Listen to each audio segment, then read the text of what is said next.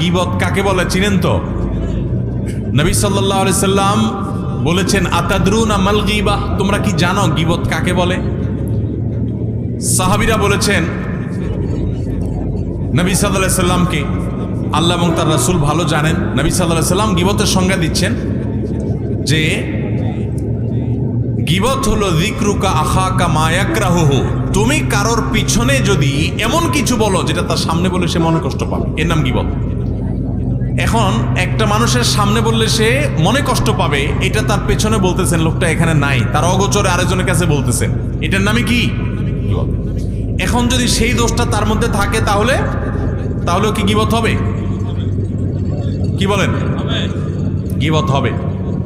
আমাদের দেশে যারা গীবত করে সবাই কম বেশি গীবত অনেক সময় হয়ে যায় আমাদের দ্বারা, আল্লাহ আমাদের মাফ করুক। গীবত করার ক্ষেত্রে কিছু লোক আছে যারা গীবত করে, গীবত করার সময় শয়তান